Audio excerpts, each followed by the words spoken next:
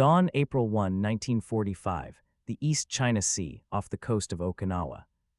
A low gray mist hangs over the water, softening the silhouettes of an armada so vast it seems to blot out the horizon. The air is cool, heavy with salt and the faint, acrid scent of coal smoke and diesel. Beneath the mist, the sea itself is restless, a dark, heaving plain, against which the shapes of countless ships, battleships, cruisers, transports rise and fall with a slow, rhythmic groan. On the island, in a dank, darkened cave carved deep into the limestone, a lone Japanese soldier watches through a narrow slit. His breath is shallow, his world has narrowed to this rectangle of fading night. For months, his commanders have prepared him for this moment. The Americans are coming. They are rich, they are materialistic, they are soft. Their morale is brittle. A fierce, determined defense on the beaches will break their spirit. They cannot stomach heavy casualties.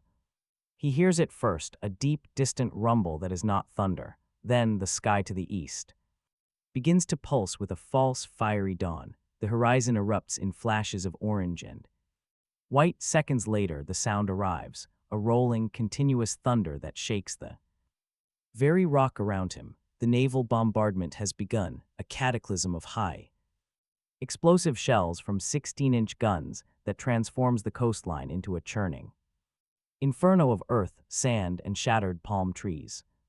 The soldier clenches his Arisaka rifle, waiting for the order. He waits for the shapes of landing craft to emerge from the smoke. He waits for the screaming, the chaos, the close-quarter kill they have been promised. The bombardment lifts, the smoke begins to drift.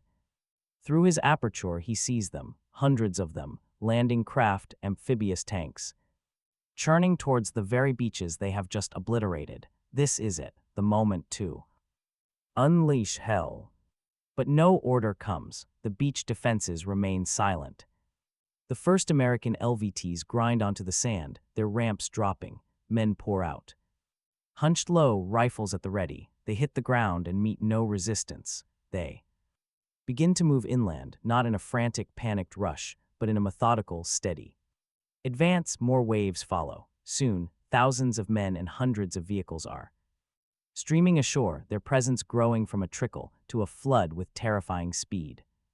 In the cave, the soldier watches, a cold confusion seeping through his training. This is not the weak, hesitant enemy he was told to expect. This is something else entirely. Relentless, mechanical force of unimaginable scale, landing not with a desperate shout, but with the quiet, terrifying confidence of a storm finally making landfall. The myth of American softness was about to meet the brutal, uncompromising reality of the Pacific War's final and largest battle, and the ground where it would be shattered was called Okinawa. The stage for this collision was set not in the coral caves of the island, but in the years of war, ideology, and desperate strategy that preceded it. To understand the profound shock awaiting the Japanese soldier in his cave on Love Day, one must first journey into the ideological heart of the Imperial Japanese military machine. The belief that American soldiers were psychologically and morally soft was not a casual battlefield rumor. It was a carefully cultivated article of faith, rooted in a complex tapestry of racial theory, early wartime experience, and national doctrine. The origins trace back to before Pearl Harbor, Japanese propaganda and military education steeped in the concept of Yamato Damasha, the unique, transcendent spirit of the Japanese people, drew sharp contrasts with the perceived decadence of the West. America was portrayed as a heterogeneous, individualistic society, weakened by luxury, racial division, and a lack of spiritual purity. The American citizen soldier, in this view, was a product of this soft civilization, motivated by comfort, incapable of enduring real hardship, and lacking the divine will to fight to the death for his nation. This was contrasted with the Hohei, the Japanese infantrymen, whose strength was drawn from a fusion of Bushido code, emperor worship, and an ascetic discipline that prized will over materiel. The opening campaigns of the Pacific War seemed to provide devastating proof of this Thesis: the rapid, humiliating fall of British strongholds at Singapore and Hong Kong, and the swift collapse of American resistance in the Philippines, particularly the Bataan Death March, were interpreted not merely as tactical victories, but as validations of spiritual superiority. Japanese forces, often outnumbered and relying on aggressive night attacks and bayonet charges, had repeatedly broken Allied lines. The perceived Allied reliance on heavy equipment and reluctance to engage in close combat was read as a fundamental weakness of nerve. At Guadalcanal, though ultimately a strategic defeat, the ferocious tenacity of Japanese troops in battles like Edson's Ridge further cemented the belief that willpower could overcome firepower. This belief was codified into doctrine, the Senjinkan, the field service code issued to every soldier in 1941, explicitly stated, "Do not be taken prisoner alive." Surrender was the ultimate disgrace, a contamination of the national spirit. The manual read this: "Alone and the war can be won," issued to troops destined for the Pacific, instructed them to despise the American enemy. It stated, "The Americans are strong, but we have already known instances of their giving themselves up in large numbers. As long as you have not forgotten how to use your bayonet, the Americans will be easy opponents." This was the institutional truth fed to every recruit and veteran. By 1944, however, this unshakable belief began to crack against new, harder realities. The American industrial juggernaut, slow to start, was now hitting its stride. The island hopping campaign saw U.S. forces not breaking under determined defenses, but systematically grinding through them with a combination of naval gunfire, aerial dominance, and infantry tenacity that seemed to grow, not diminish, with each battle.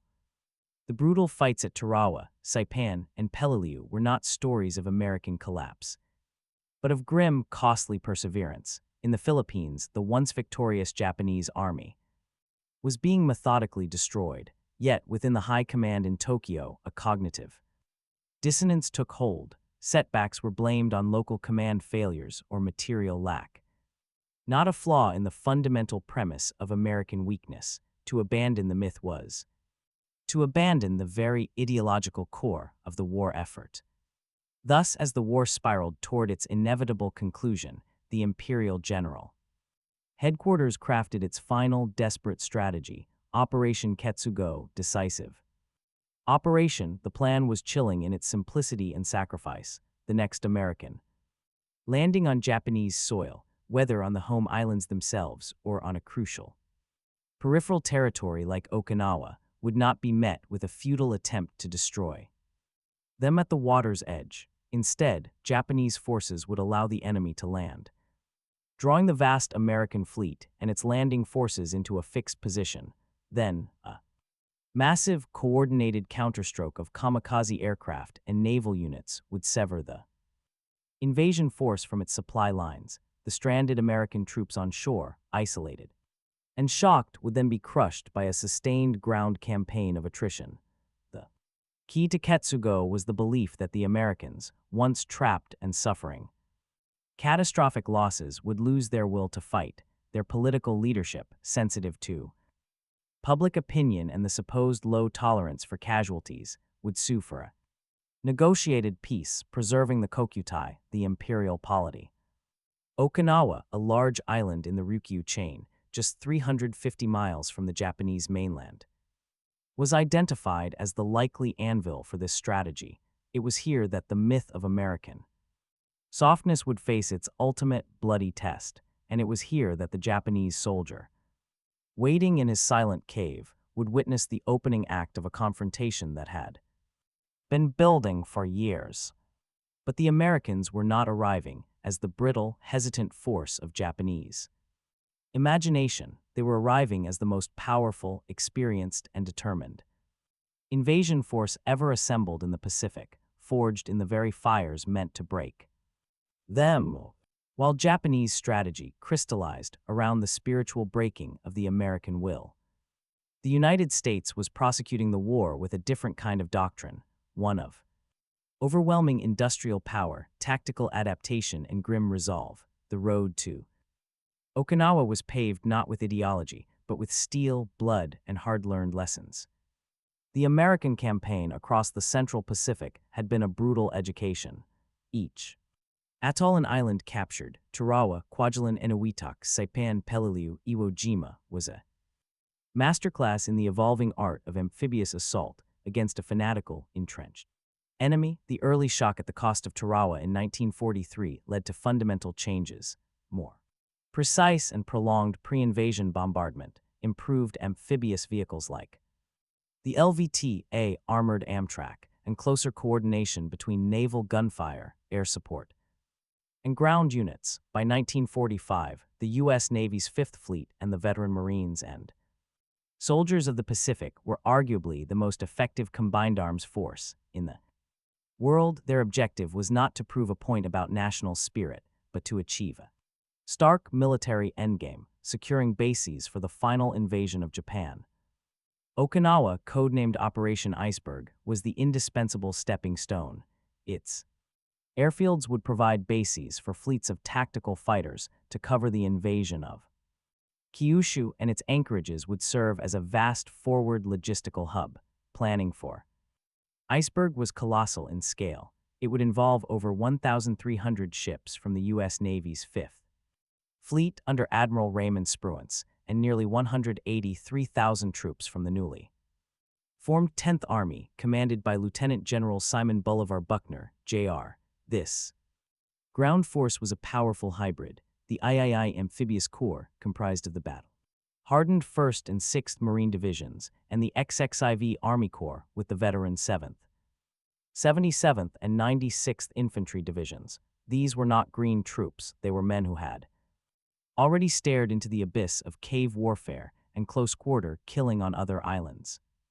Opposing them was the Japanese 32nd Army, under the command of Lieutenant General Mitsuru Ushijima, a calm, methodical officer who understood the reality of his situation. Unlike earlier commanders, Ushijima had correctly divined American intentions and had studied their tactics. He recognized that contesting the beaches against the world's most powerful naval gunfire was suicide. In a radical departure from previous doctrine, he crafted a defense-in-depth plan that directly served the strategic goal of Katsugo. He would let the Americans land largely unopposed on the broad, inviting beaches of the Hagashi coast on Okinawa's western side. This would lure them into a false sense of security and draw the supporting fleet into the fixed positions required for the kamikaze onslaught. Meanwhile, the bulk of his 110,000-strong force, a mix of Imperial Army regulars, Okinawan conscripts, boitai, and naval personnel, was concentrated in the southern third of the island. Here, the ancient coral limestone landscape was a natural fortress, a series of steep, terraced ridges, honeycombed with thousands of natural and man-made caves, interconnected, fortified, and stocked with supplies, formed what became known as the Shuri Line, named for the ancient castle at its heart. Ushijima's order was clear: do not depend on your lines being overrun. Use your positions to the greatest advantage. Make the enemy come to you, then destroy him. His chief of staff, Lieutenant General Isamu Cho, an aggressive firebrand, and his operations officer, Colonel Hiramichi Yahara, a brilliant analytical strategist, formed a command triangle that balanced fervor with cold calculation. Their plan was to turn Okinawa into a sponge, soaking up American blood and time.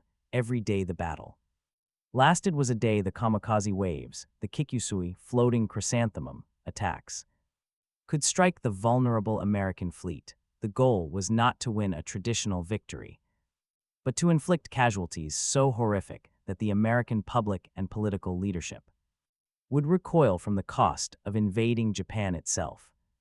Thus, two opposing visions of war converged on this one island. One side believed the enemy's breaking point was low and could be reached through spiritual fortitude and sacrificial attrition. The other side, having already paid a monstrous price across the Pacific, was prepared to pay an even higher one to end the war. The stage was set. The players were in position, and the world watched, knowing that Okinawa was not just Another battle, it was the final rehearsal for the apocalypse of a mainland invasion. This collision of force and philosophy would be dissected through multiple lenses. The soldier in his hole, the commander in his cave, the industrial machine, and the innocent civilians trapped in between. For the individual Japanese soldier, the Hohei, Okinawa was the end of the line. Many were veterans of the brutal campaigns in China or the retreat through the Philippines. Men whose worldview had been hardened in a furnace of imperial expansion and sudden shocking reversal. Others were fresh conscripts, young students or farmers, thrust into uniform in Japan's final, desperate mobilization. All, however, were bound by a common indoctrination. Their psychological landscape was defined by the Senjinkan, the prohibition on surrender was absolute. To be captured was to bring eternal shame upon one's family, one's regiment, and the emperor himself. This created a tactical reality where every position was a potential last stand, but it also fostered a profound sense of fatalism and collective sacrifice. They were told repeatedly that their spirit, Yamato Damasha, was their ultimate weapon. It would allow them to endure hardships the soft American could. Not limited rations, foul water, disease-ridden caves, and relentless bombardment. They were trained for the midnight bayonet charge, the close-quarter grenade attack, the one-way mission. On Okinawa, this mindset was encased in stone. The soldier's world shrank to the dimensions of his cave or fortified tomb. The air was perpetually damp, thick with the smell of mildew, unwashed bodies, and ordnance. Daylight was a rare, dangerous commodity. He lived in near-total darkness, emerging only at night to reposition, resupply, or launch local counterattacks. His connection to the broader battle was mediated through the whispers of his squad leader and the constant, earth-shaking tremors of American shells, a sound that became the island's heartbeat. He waited. He conserved his ammunition. He prepared for the moment the enemy infantry, those distant figures he'd been taught to despise, would finally appear at his firing port. His motivation was a complex mix of duty, fear, and group solidarity. The authority of the officer caste was absolute. Disobedience was unthinkable. Yet, beneath the rigid discipline, letters and diaries reveal a deep undercurrent of anxiety, longing for home, and a grim acceptance of their fate. They were not unfeeling automatons, but men pushed to the psychological extreme, clinging to the core belief that their sacrifice had meaning, that by bleeding the Americans white, they could still save the homeland. Their greatest terror was not death, but the failure of their spirit in the face of the material storm about to break upon them. Angle 2, the tactical angle, the commander's calculus. General Ushijima's defensive plan for Okinawa was a masterpiece of ruthless, pragmatic military engineering, a direct rebuttal to the failed tactics of earlier island defenses. It was born from a clear-eyed assessment of American strengths and Japanese limitations. Ushijima and his staff, particularly Colonel Yahara, understood that victory in the traditional sense was impossible. Their objective was attrition, to maximize American casualties and prolong the battle to serve the strategic goals of Ketsugo. The heart of this plan was the Shuri Line. This was not a single trench, but a deep, interlocking network of defensive zones stretching across the waste of southern Okinawa. It leveraged every contour of the terrain. Ridges like Kakazu, Nan, and Shuri itself were not just high ground, they were layered fortresses. The forward slopes were laced with machine gun nests and infantry positions to channel attackers into killing zones. The reverse slopes, protected from direct naval gunfire, housed mortars and artillery, but the true genius and horror lay underground. Thousands of natural limestone caves were expanded, connected by tunnels, and turned into mutually supporting strongpoints. A single hill might contain a complex with multiple entrances, living quarters, storage for food and ammunition, an aid station, and camouflaged firing ports for everything from machine guns to 75 field guns. These caves were virtually immune to everything but a direct hit from the largest naval shells. or the most determined infantry assault with flamethrowers and demolition charges. They allowed the defense to survive the awesome pre-landing bombardment and then emerge intact to fight. Ushijima's doctrine was one of active defense. He forbade the wasteful, mass banzai charges that had characterized earlier battles like Saipan. Instead, he ordered his troops to hold their positions, let the Americans advance, and then counterattack locally at night with small, infiltrating units to regain lost ground and sow confusion. It was a strategy of patience and precision, designed to trade space for time and blood. Every yard the Americans gained would be measured in casualties. The command cave under Shiri Castle, a bustling map-line nerve center, was the brain of this defensive organism, coolly directing a battle of endurance against a foe it believed could not sustain the cost. Yet this brilliant tactical plan rested on a fragile strategic premise that the American will was the weakest link in the chain. It was a gamble that the men in the caves and the commanders directing them were about to see called in the most violent manner possible. For the force approaching the island was the antithesis of everything the Japanese high command believed about its enemy. It was not a fragile entity but a system, a vast, industrialized engine of war built not on intangible spirit, but on tangible, overwhelming power. What bore down on Okinawa was not merely an army, but the full, unleashed output of the American industrial base, a manifestation of modern total war that defied Japanese comprehension. The U.S. 10th Army was the sharp tip of a logistical spear of unimaginable scale. The operation was a meticulously choreographed ballet of destruction and supply, designed to sustain combat power indefinitely. The Naval Armada, Task Force 58, provided a floating artillery platform of unprecedented power. Fast battleships like the USS Missouri and USS New Jersey could hurl 2,700-pound armor-piercing shells over 20 miles with terrifying accuracy. Cruisers and destroyers added their weight of fire, while aircraft carriers kept a constant umbrella of fighters overhead and launched strike after strike against Japanese positions.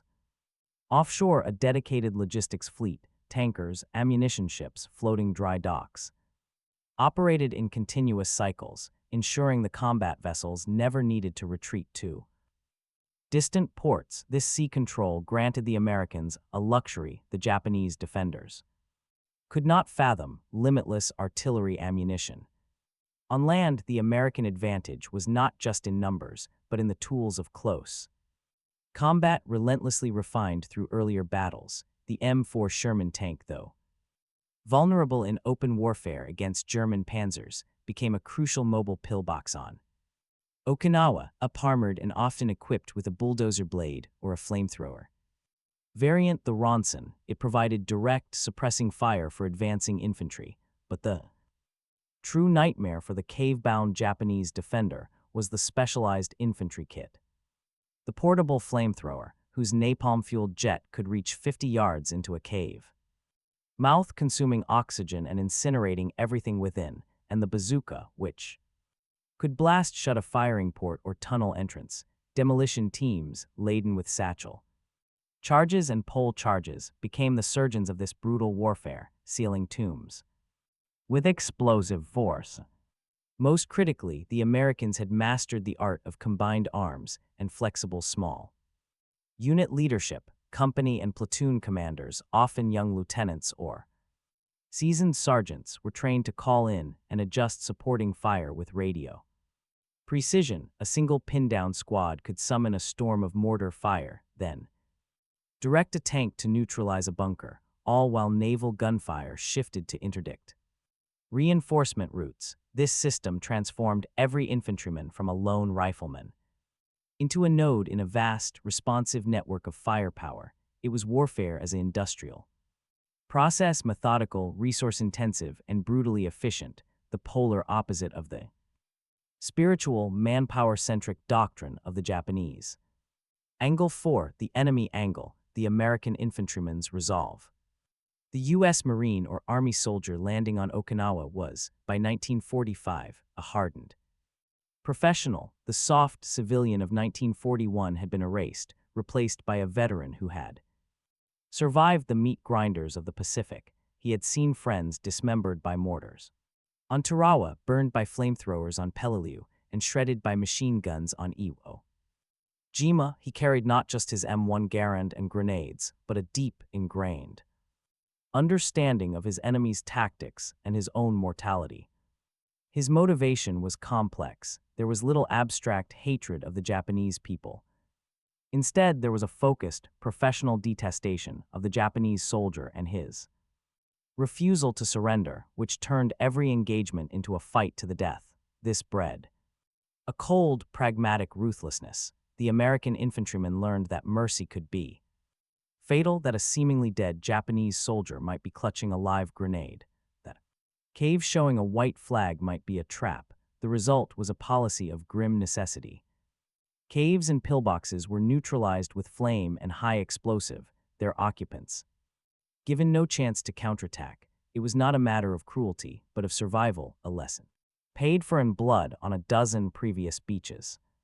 He fought not for emperor or ideology, but for the man next to him, his squad, his platoon, and to end the war so he could go home. The concept of softness, with its connotations of breaking under pressure, was alien to him. He expected the fight to be horrific. He expected to take casualties. His will was not a brittle thing to be snapped, but a tempered steel, forged in the earlier battles the Japanese command had misread.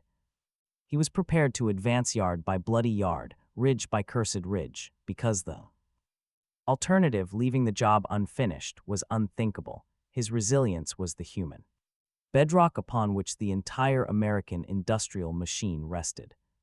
Angle 5, the moral civilian angle, the trapped population. Caught in the cataclysm were the people of Okinawa, the Okinawans, numbering nearly 300,000 at the battle's start. They were a distinct ethnic and cultural group, viewed with suspicion by the mainland Japanese military as potentially disloyal. Their tragedy was multi-layered. Japanese policy toward them was tragically exploitative. Thousands of Okinawan males, from teenagers to elderly men, were conscripted into the Boitai home guard, given minimal training and used as labor troops or, in the final stages, expendable infantry. Young women were pressed into service as nurses or hide in caves with the soldiers. Facing constant danger, civilians were often forced from their homes to make way for defenses or trapped in caves alongside military units, where they died from starvation, disease, or crossfire. But the greatest horror was the systematic indoctrination by the Japanese military. Civilians were told horrific propaganda about the Americans, that they were barbarians who would rape, torture, and murder indiscriminately. Soldiers distributed grenades and encouraged families to commit suicide rather than be captured. This campaign of fear had devastating results. In countless instances, as American troops approached, entire families or groups of civilians hiding in caves killed themselves and their children using grenades or poison, or were sometimes killed by Japanese soldiers to prevent surrender. The American troops, for their part, were often shocked and bewildered by this phenomenon. Efforts to coax civilians out safely using Nisei, Japanese-American interpreters, were sometimes successful, but the legacy of mistrust and terror ran deep. The Okinawan people became the ultimate victims of the battle, suffering casualties estimated at 1/3 of their total population, some 100,000 to 150,000 dead. Their homeland was utterly devastated, every town and village pulverized by shellfire. They were pawns sacrificed on the altar of a defensive strategy and a propaganda myth, their suffering representing the human cost of the collision about to reach its climax. This convergence of hardened soldier, industrial power, and trapped civilian set the stage for a battle of unprecedented ferocity. The calm of Love Day was merely the prelude. The true storm was about to break against the stone walls of the Shuri line. where myth would meet reality in a relentless, grinding crescendo of violence. The first week of the Battle of Okinawa was a period of surreal, unnerving calm for the American invaders and of tense, confused waiting for the Japanese defenders. April 1, 1945, Love Day, unfolded not as the predicted bloodbath on the beaches, but as a smooth, almost administrative landing. By nightfall, over 60,000 American troops were ashore, and two key airfields, Yontan and Kadena, had been captured intact. The rapid, unopposed advance inland created a palpable sense of unease. Veterans of Peleliu and Iwo Jima knew the Japanese never gave up ground this easily. Something was wrong. General Ushijima's plan was working precisely as designed. The Americans were being drawn in, stretching their lines, moving away from the supporting fire of the fleet. Meanwhile, in the south, the soldiers of the 32nd Army waited in their silent, subterranean fortresses. The initial American probes toward the Shuri line were met with light, delaying resistance, just enough to confirm the presence of a skilled enemy, but not enough to reveal its true strength or disposition. The myth of American softness faced its first subtle test. Would this easy landing make them overconfident, careless? The answer came in the rugged terrain before the village of Kakazu. Here, the U.S. 96th Infantry Division, the Deadeyes, encountered the forward outposts of the Shuri line. On April 9, a reinforced company attempted to take a seemingly innocuous rise known as Kakazu Ridge. What followed was a brutal preview of the nightmare to come. As the Americans ascended the forward slope, the ridge erupted, interlocking machine gunfire from camouflaged positions swept the terrain, mortar rounds pre-registered on every approach rained down with pinpoint accuracy from reverse slope caves. Japanese infantry launched immediate, localized counterattacks with grenades and knee mortars. The American attack was shattered, the survivors pinned down, unable to advance or retreat in daylight. That night, Japanese infiltrators slipped into the American lines to retrieve weapons and sow terror. The 96th Division learned a hard lesson. Every ridge was a fortress. Every advance would be contested by an invisible enemy who controlled the very earth. The reaction from the American command was not paralysis, but an immediate, overwhelming application of force. The myth of breaking under initial resistance proved hollow. Instead of recoiling, the Americans called upon their supreme asset, naval gunfire and aerial bombardment. The following days saw Kakazu and the surrounding Gaja and Nishibaru ridges subjected to a storm of steel. Battleships poured 16-inch shells onto the crests, attempting to smash the cave networks. Yet, when the infantry advanced again, the fire, though diminished, still came. The defenders had survived. Underground.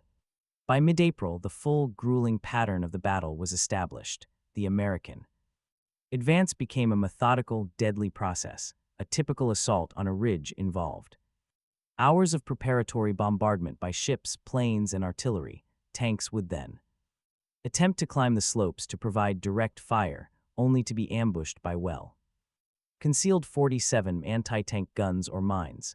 Infantry, following behind, would have to clear each cave and bunker individually, a task for flamethrowers, bazookas, and demolition charges. Progress was measured in yards per day, and the cost was extraordinary. Companies were chewed to pieces in days. The 96th and 7th Divisions of the XXIV Corps were being bled white in a battle of attrition, exactly as Ushijima had planned.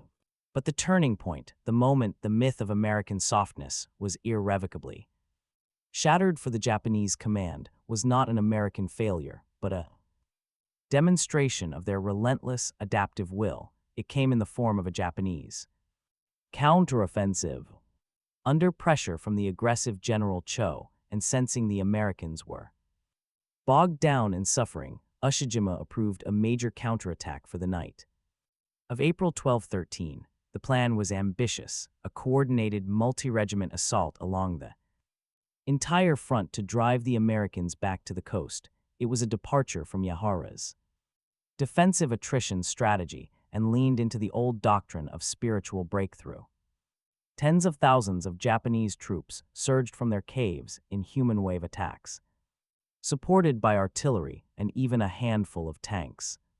They crashed against American lines that were ready, forewarned by intelligence and the lessons of earlier battles. U.S. troops had established deep defensive positions with overlapping fields of fire. As the shadowy figures charged, screaming, they were illuminated by star shells and cut down by the mechanical, rapid fire of M1 rifles, machine guns, and pre-registered artillery barrages. The attack was a catastrophic failure. Japanese bodies piled up in windrows. By dawn, over 6,000 Japanese soldiers lay dead on the wire and slopes, their sacrifice achieving almost no tactical gain.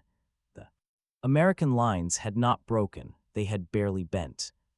For the Japanese soldier in his cave, the failed offensive was a devastating psychological blow. The enemy, they were told, would break under a determined assault, had instead stood firm and slaughtered them with cool, systematic efficiency. For Generals Ushijima and Yahara, it was a grim validation of their original defensive plan and a stark disproof of the core assumption behind Ketsugo. The American will was not the weak link. They would not panic, they would not break, they would simply, methodically, and at great cost, keep coming. The battle now settled into an even more horrific phase, a grinding war of annihilation, where the only thing softer than the supposed American spirit was the limestone of the Okinawan ridges slowly being pulverized by shellfire.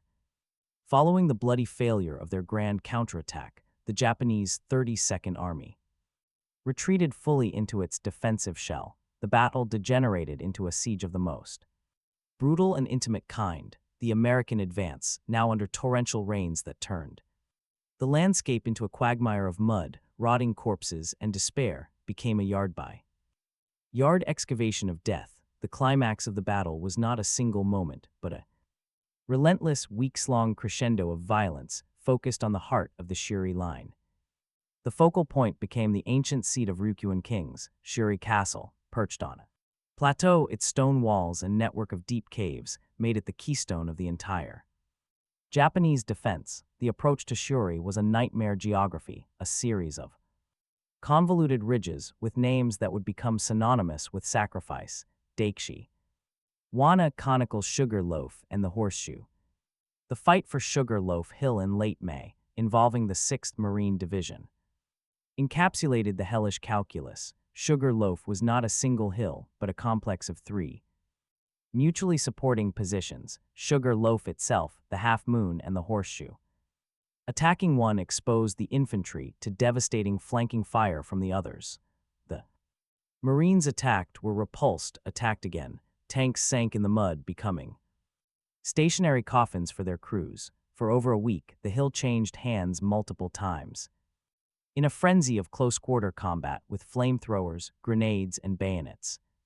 Companies were annihilated. The 29th Marines suffered over 80% casualties, yet they kept attacking. The Japanese defenders, witnessing this willingness to absorb catastrophic losses for a single shell-cratered piece of high ground, saw the definitive end of the soft myth. This was not an army that broke, it was an army that, however exhausted and traumatized, obeyed the logic of its own overwhelming power and simply refused to stop.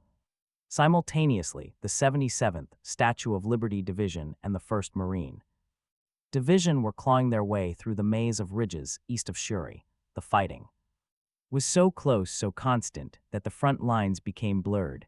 It was a soldier's battle, fought by squads and fire teams in the rain and mud, clearing cave after cave, tomb after tomb. The stench of decay permeated everything.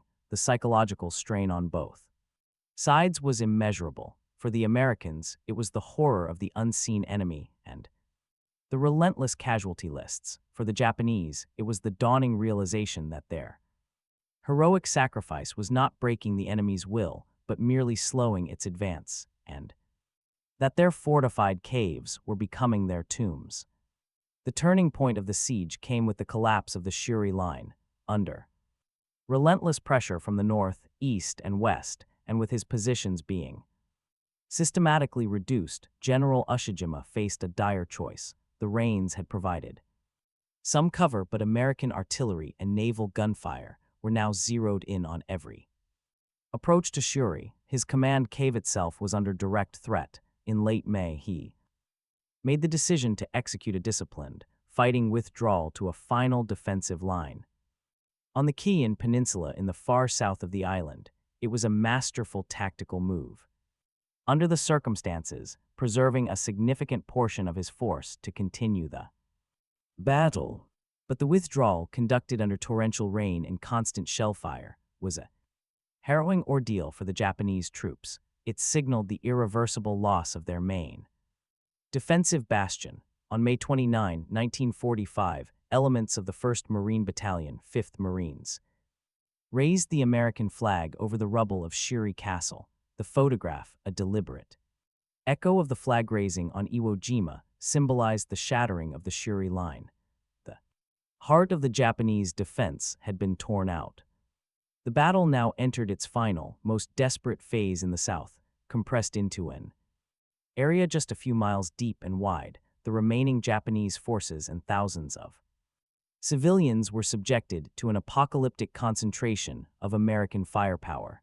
The ridges of Uzedake and Kunishi became the last stands. American attacks were now supported by point-blank destroyer fire from both coasts and ceaseless aerial bombardment. For the Japanese soldier, the world had collapsed into a final, suffocating pocket of chaos and death. The American advance was inexorable, a steel wall closing in, methodically using flamethrowers to cleanse every cave, every crevice, every hiding place. The climax of the entire campaign, the ultimate refutation of the myth, was this: there was no breaking point. The Americans did not lose their nerve as casualties mounted into the tens of thousands. Their system did not falter, their logistics did not fail, their infantry, though pushed to the absolute limit of human endurance, continued to advance. The Japanese defense, for all its courage, engineering, and sacrifice, had been ground into the mud of Okinawa, not by a failure of American spirit, but by its terrifying industrial strength persistence. The battle had proven that will alone could not withstand the applied, sustained violence of a modern superpower.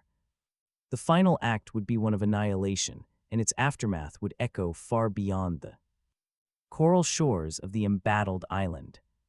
The final collapse of Japanese resistance on Okinawa was not a surrender, but an extinction. By late June, the surviving elements of the 32nd Army and thousands of civilians were compressed into the jagged cliffs and caves of the Mabuni area, southern tip of the island. Here, the command cave of Generals Ushijima and Cho became the final nerve center of a dying army. On the night of June 22, 1945, recognizing the end was upon them, Ushijima and Cho performed the ritual suicide, seppuku, in accordance with the Bushido Code. Their deaths were a formal, symbolic end to organized resistance. Colonel Yahara, who had opposed the final suicidal charges, had requested and received permission to attempt an escape, to report on the battle to Imperial headquarters, a quiet, pragmatic dissent from the code of death before dishonor. He would later be one of the highest-ranking survivors. In the caves around them, the final scenes of the Pacific War's brutality played out. Many soldiers, adhering to their indoctrination, killed themselves with grenades or by jumping from the cliffs at Haimuri and Mabuni. Tragically, they were often joined by terrified civilians who, believing Japanese propaganda about American atrocities, chose death for themselves and their children. Others, a shattered minority, began to surrender. Trickle at first, then in larger groups as the will to die finally broke, they emerged, emaciated and shell-shocked, into a world of blasted rock and American military police. The statistical reckoning of the Battle of Okinawa was staggering, a numerical tombstone for the myth of American softness. American losses were the highest of any campaign in the Pacific, over 12,500 killed in action, including Army, Marines, and Navy personnel, and more than 38,000 wounded. The naval forces offshore suffered horribly from the Kikusui kamikaze attacks, with nearly 5,000 sailors killed and over 4,800 wounded, a higher naval casualty rate than at Pearl Harbor. 36 ships were sunk and 368 damaged. These were not the casualties of an army that broke. They were the terrible price paid by an army that refused to stop. A fact not lost on American planners studying the figures for the proposed invasion of Japan, codenamed Operation Downfall. Japanese military losses were catastrophic. Of the approximately 110,000 troops of the 32nd Army, over 95,000 were killed. Only about 7,400 were taken prisoner during the battle itself, with thousands more emerging from hiding in the weeks and months that followed. The Japanese army on Okinawa had been effectively annihilated. Furthermore, the toll on the Imperial Japanese Navy and Army air arms was immense. With over 7,800 aircraft, the majority kamikaze, lost in the defense of the island, Japan's last remaining surface fleet, including the super battleship Yamato, had been sent on a one-way mission and sunk with nearly all hands on April 7. But the most harrowing numbers belonged to the Okinawan civilians. An estimated 100,000 to 150,000 perished, a third of the pre-war population. They died under shellfire, in forced suicides, from starvation and disease in caves, or caught crossfire of two relentless armies. The cultural and physical devastation of their homeland was near total. Towns, villages, and ancient historical sites like Shuri Castle were reduced to rubble. The landscape itself was permanently scarred, a churned morass of craters and shattered vegetation. For the American soldier and Marine, the end of organized fighting brought no celebration, only exhaustion and a grim relief. The memories were of mud, maggots, the screams of the wounded in no man's land, and the constant, close-up killing. They had proven their mettle in the most hellish conditions imaginable, but the victory tasted of ash and left a profound psychological wound. They knew, with chilling certainty, that the next battle, the invasion of the Japanese home islands, would be orders of magnitude worse. For Japan, the loss of Okinawa was a strategic and psychological death knell. The last defensive barrier before the homeland was gone. American bombers and submarines now operated with impunity from Okinawan bases, tightening the stranglehold on Japan's home waters and airspace. The kamikaze tactic, while terrifying, had failed to stop the invasion fleet. Most devastatingly, the core assumption of Ketsugo had been proven fatally wrong on the ridges of Okinawa. The American will had not broken. It had in fact withstood losses that dwarfed anything previously experienced in the Pacific, and had continued to fight with undiminished ferocity. The battle's conclusion forced a desperate, final reckoning within the halls of power. Tokyo, even as its echoes reverberated through the consciousness of every fighting man who had survived the ordeal. The immediate military consequence of Okinawa was a seismic shift in American strategic planning and a corresponding crisis in the Japanese high command. In the smoke-filled war rooms of Washington and on Guam, the grim statistics from Okinawa were not seen as a deterrent but as a horrifying preview. Planners for Operation Downfall, the invasion of Kyushu, Operation Olympic, scheduled for November 1945. Revised casualty estimates upward. Some projections suggested up to 1 million American casualties and many millions of Japanese military and civilian deaths. The Japanese defense of Okinawa, though ultimately futile, had proven that a population indoctrinated to fight to the last person could make conquest unbearably costly. This calculus became a powerful driver behind the decision to use a new atomic weapon to compel surrender without an invasion, a decision made with the recent memory of the Kakazu Ridge and Sugar Loaf Hill still vivid. In Tokyo, the loss of Okinawa shattered any remaining illusion of a negotiated peace that would preserve the imperial system. The hardline militarists, though weakened still, clung to the Ketsugo plan, hoping the invasion of the homeland would finally break the American spirit, but more pragmatic officials and Emperor Hirohito himself could read the same dreadful arithmetic. The civilian government, led by Prime Minister Kantaro Suzuki, began to secretly explore avenues to end the war through the still neutral Soviet Union, even as public declarations vowed to fight on the fanatical resistance on Okinawa intended to force a political settlement, had instead convinced the American leadership that only a demonstration of apocalyptic force could end the conflict. On a human level, the aftermath was a landscape of physical and psychic ruin. For the surviving Japanese soldiers who surrendered, a profound cognitive dissonance set in. They had been prepared for torture and execution. Instead, they encountered American medics treating their wounds, received food and water, and were processed into prisoner of war camps with a bureaucratic efficiency that was almost as shocking as the battle itself. This humane treatment was a final, silent rebuke to the propaganda that had governed their lives. Many would spend years, even decades, grappling with the guilt of survival and the slow dawning realization that their sacrifice had been built upon a fundamental lie.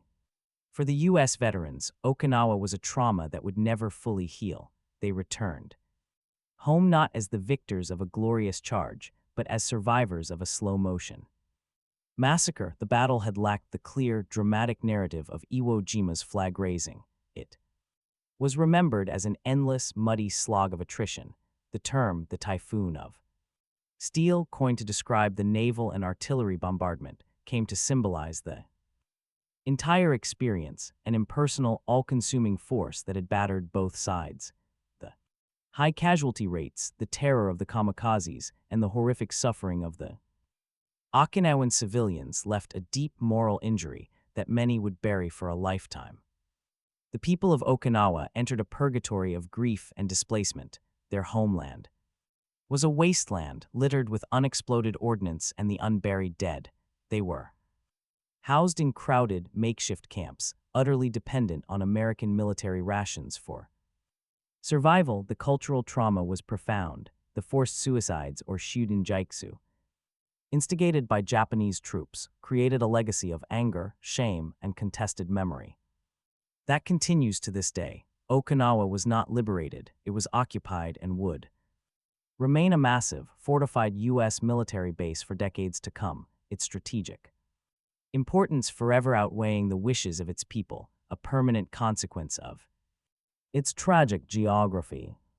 Perhaps the most poignant testament to the shattering of the myth lies in the words of the participants themselves. Japanese survivor accounts frequently express a shocked respect for the American fighting man. One soldier, Kinzaburo Mita, later recalled, "We were told the Americans were afraid to die, but they kept coming again and again. They were not afraid." Another, Tadamaso Itami, stated, "Their equipment was overwhelming, yes, but it was their determination that was truly terrifying. They would not stop." On the American side, Medal of Honor recipient Corporal Herschel Woody Williams, who fought on Iwo Jima, spoke for many when he later reflected on the Pacific War's final battles. "We weren't soft, we were determined, we had a job to do, and we understood the cost." The Japanese found out the hard way that when an American has his back to the wall, when his buddy is down, he's going to fight, and he's going to keep fighting. Okinawa stood as a brutal laboratory of modern warfare, proving that in a clash between an ideology of spiritual supremacy and an industrial system of applied violence, the latter would prevail through sheer, unsustainable attrition.